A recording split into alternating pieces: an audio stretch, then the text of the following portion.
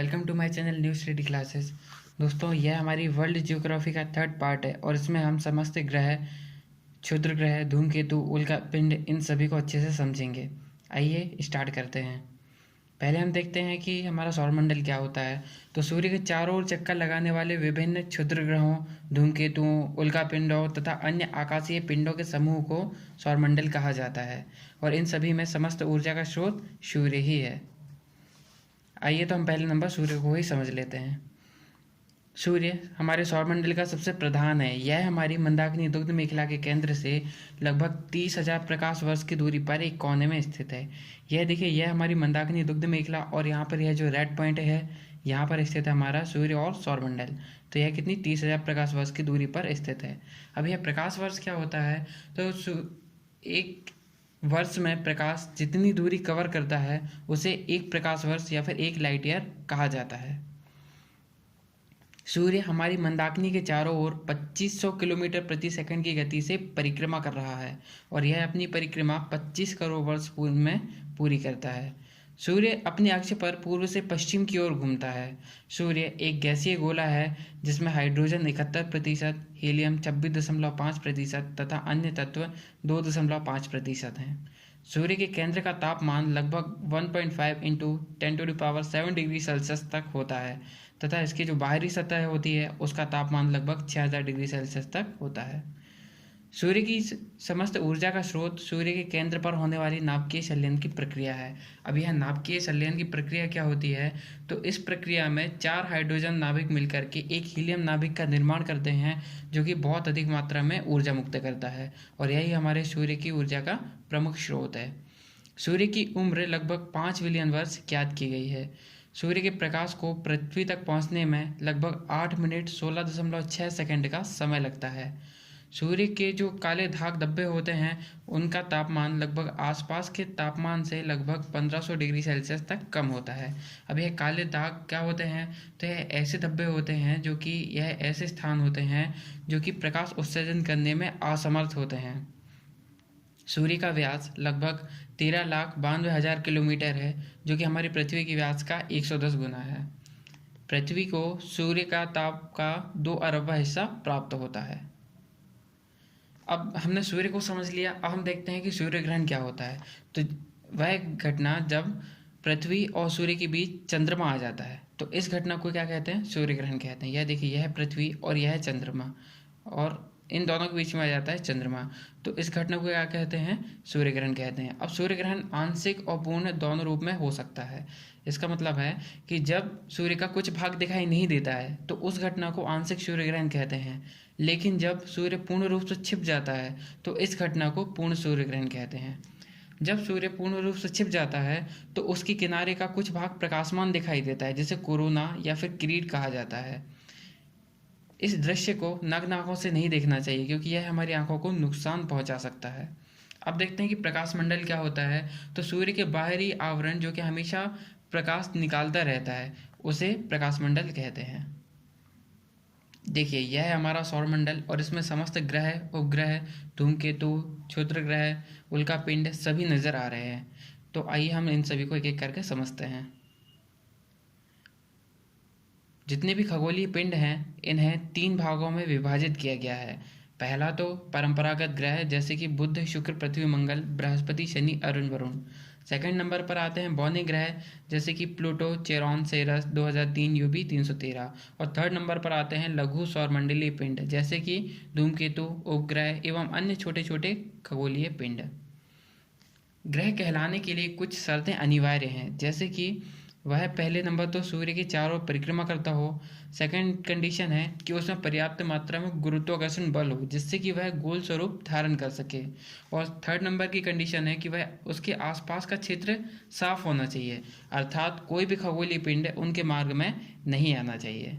ग्रहों को भी 2 भागों में विभाजित किया गया है, पार्थिव ग्रह और बृहस्पति ग्रह। पार्थिव ग्रह किन्हें कहा जाता है? जो कि पृथ्वी के निकट और पृथ्वी के सदृश दिखाई देते हैं, जैसे कि बुध, शुक्र, पृथ्वी, मंगल। इन्हें पार्थिव ग्रह कहा जाता है। क्यों कहा जाता है? क्योंकि यह पृथ्वी के सदृश से दिखाई देते हैं, इसलिए इन्हें इनर प्लैनेट या फिर पार्थिव ग्रह के नाम से भी जाना जाता है। अब हम बात करते हैं बृहस्पति ग्रह की। तो बृहस्पति, शनि, अरुण, वरुण, इन्हें बृहस्पति ग्रह के नाम से भी जाना जाता है। आकार के हिसाब से यदि हम इन्हें घटते क्रम में देखें तो सबसे बड़ा जो है वह बृहस्पति ग्रह है। इसके बाद में सेकंड नंबर पे शनि ग्रह, फिर अरुण, फिर वरुण, फिर पृथ्वी, फिर शुक्र, फिर मंगल और उसके बाद में बुध। वैसे ही हम इन्हें यदि घनत्व के हिसाब से देखें तो सबसे हल्का ग्रह कौन सा है? शनि ग्रह है। इसके बाद में अरुण, फिर बृहस्पति, फिर नेपच्यून, फिर मंगल और इसके बाद में शुक्र। आइए हम एक एक करके इन सभी ग्रहों को अच्छे से समझते हैं। पहले हम बात करते हैं बुध ग्रह की। तो इसे मरकरी के नाम से भी जाना जाता है।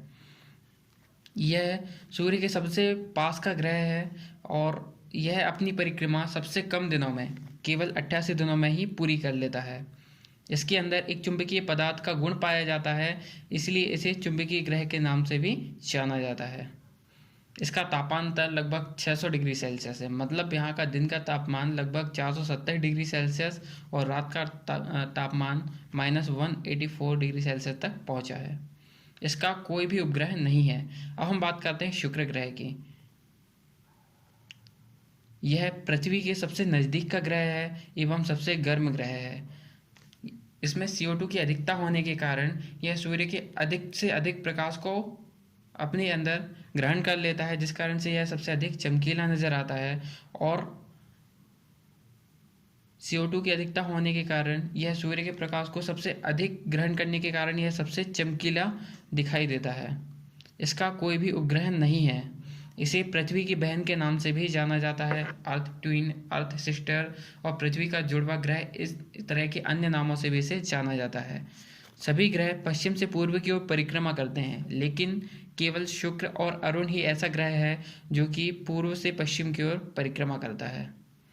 अब हम बात करते हैं हमारी पृथ्वी की। तो इसे नीले ग्रह के नाम से भी जाना जाता है। यह एकमात्र ऐसा ग्रह है जिस पर जीवन संभव है। यह अपने अक्ष पर 23.5 डिग्री झुकी हुई है तथा अपने धरातल पर 66.5 डिग्री झुकी हुई है। इसी झुकाव और सूर्य की परिक्रमा करने के कारण यहाँ पर ऋतु परिवर्तन और दिन परिवर्तन की घटना होती है। यह अपनी दूरी पर घूमती है और 24 घंटे में एक चक्कर पूरा लगाती है और इसे सूर्य की परिक्रमा करने में 365 दिन का समय लग जाता है। इसका एकमात्र उपग्रह चंद्रमा है। अब हम बात करते हैं मार्स की, मंगल ग्रह की। तो आयरन ऑक्साइड की अधिकता के कारण यह लाल दिखाई देता है। इस कारण से इसे रेड प्लैनेट या फिर लाल ग्रह के नाम से भी जानते हैं। यह अपने अक्ष पर 25 डिग्री झुका हुआ है। इसके कारण यहाँ पर भी ऋतु परिवर्तन जैसी घटनाएं देखी जाती हैं।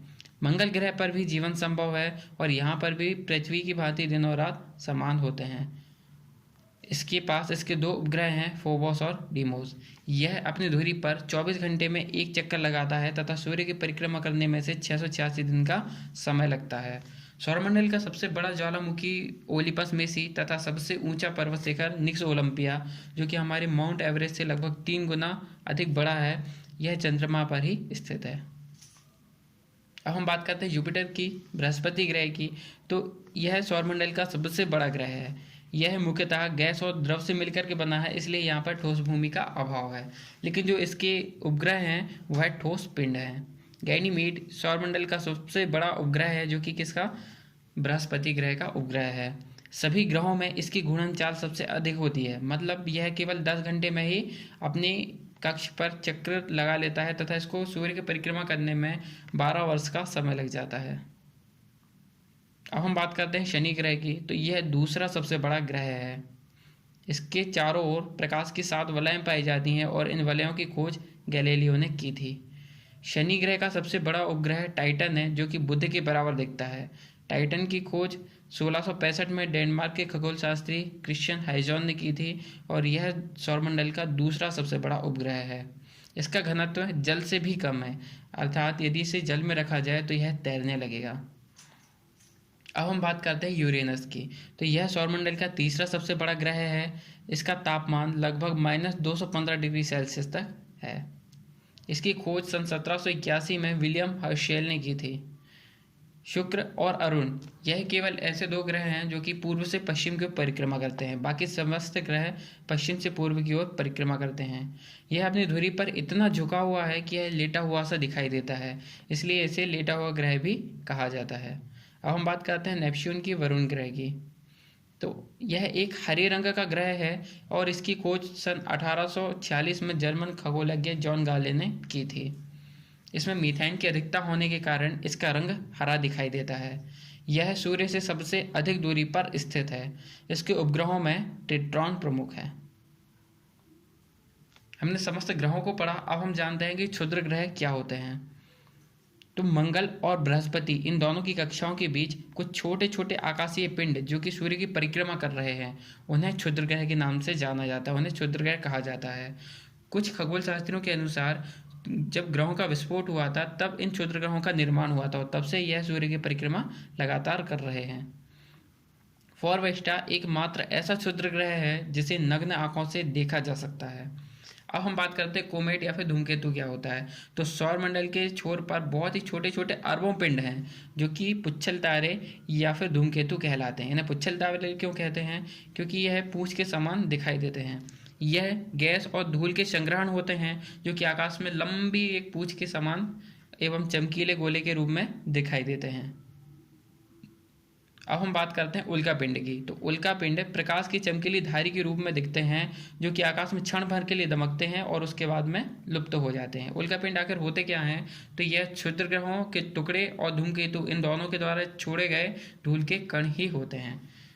तो दोस्तों इसमें हमने सभी ग्रह, उपग्रह, क्षुद्र ग्रह, धूमकेतु, उल्का पिंड, इन सभी को पढ़ा। आइए अब हम एक छोटा सा टेस्ट लगाते हैं। दोस्तों पहला क्वेश्चन है, सूर्य का प्रकाश पृथ्वी तक पहुंचने के लिए कितना समय लगता है? 8 मिनट, 9 मिनट, 7 मिनट 20 सेकेंड या फिर 8 मिनट 18 सेकेंड? तो कितना लगता है? 8 मिनट 18 सेकेंड का समय लगता है लगभग। सेकंड क्वेश्चन है, आकार के हिसाब से निम्नलिखित में से सौरमंडल का सबसे बड़ा ग्रह कौन सा है? बृहस्पति, शनि, नेपच्यून या फिर यूरेनस? तो सबसे बड़ा ग्रह कौन सा है? बृहस्पति ग्रह। सौरमंडल में निम्नलिखित में से किस ग्रह का परिक्रमण काल सबसे कम है? नेपच्यून, मंगल, बुध और वीनस? तो सबसे कम दिनों में कौन परिक्रमा पूरी करता है? बुध ग्रह, केवल 88 दिनों में ही परिक्रमा पूरी कर लेता है। सौरमंडल में कौन से ग्रह का सबसे अधिक घनत्व है? पृथ्वी का, यूरेनस, नेपच्यून या फिर बृहस्पति? तो सबसे अधिक घनत्व किसका है? पृथ्वी का। नेक्स्ट क्वेश्चन है, ग्रहों की गति का नियम किसने दिया था? न्यूटन ने, केपलर ने, गैलीलियो ने या फिर कोपरनिकस ने? तो ग्रहों की गति का नियम केपलर ने दिया था। सबसे पहले किसने यह साबित किया था कि हमारी पृथ्वी और अन्य ग्रह यह भी घूर्णन करते हैं? अरस्तु ने, गैलीलियो ने, कोपरनिकस ने या फिर एडविन हबल ने? तो इसका आंसर है कोपरनिकस ने। निम्न में से किस ग्रह को लाल ग्रह के नाम से भी जाना जाता है? बुध, शुक्र, मंगल एवं शनि? तो किसे मंगल ग्रह को लाल ग्रह के नाम से जाना जाता है? आयरन ऑक्साइड की अधिकता के कारण इसका रंग लाल होता है, इसलिए इसे लाल ग्रह के नाम से भी जानते हैं। सूर्य की ऊर्जा का स्रोत क्या है? परमाणु संलयन, परमाणु विखंडन, इलेक्ट्रोमैग्नेटिक इंजेक्शन या फिर इलेक्ट्रोमोटिव फोर्स? तो क्या है? परमाणु संलयन। परमाणु संलयन क्या होता है? इसमें सूर्य के केंद्र पर हाइड्रोजन मिलकर के हीलियम का निर्माण करते हैं और यही अधिक मात्रा में ऊर्जा का निर्माण करती है और यही हमारे सूर्य की ऊर्जा का स्रोत है। नेक्स्ट क्वेश्चन है, नेपच्यून ग्रह की खोज किसने की थी? गैले ने, गैलीलियो ने, केपलर ने या फिर न्यूटन ने? तो किसने की थी? गैले ने। निम्नलिखित ग्रहों में से किसके सबसे अधिक उपग्रह हैं? बृहस्पति के, शनि के, मंगल के या फिर नेपच्यून के? तो सबसे अधिक उपग्रह किसके हैं? बृहस्पति के। नेक्स्ट क्वेश्चन है, निम्नलिखित ग्रहों में से किस तारे को भोर का तारा या फिर सांझ का तारा कहा जाता है? किस ग्रह को भोर का तारा या फिर सांझ का तारा कहा जाता है? बुध, शुक्र, मंगल एवं शनि? किसे कहा जाता है? तो शुक्र ग्रह को कहा जाता है इवनिंग स्टार और मॉर्निंग स्टार। कौन सा ग्रह सूर्य के चारों ओर केवल 88 दिनों में ही परिक्रमा पूरी कर लेता है? तो ऐसा कौन सा ग्रह है? बुध। बुध ग्रह केवल 88 दिनों में ही अपनी परिक्रमा पूरी कर लेता है। तो दोस्तों यह हमने सौरमंडल के बारे में अच्छे से समझा और सभी इंपॉर्टेंट पॉइंट अच्छे से डिस्कस करे और उसके बाद में हमने एक टेस्ट लगाया। तो आई होप आपको यह हमारा वीडियो पसंद आया होगा। यदि आपको हमारी यह मेहनत पसंद आई हो तो इसे हमारी वीडियो को लाइक, शेयर और सब्सक्राइब करना ना भूलें।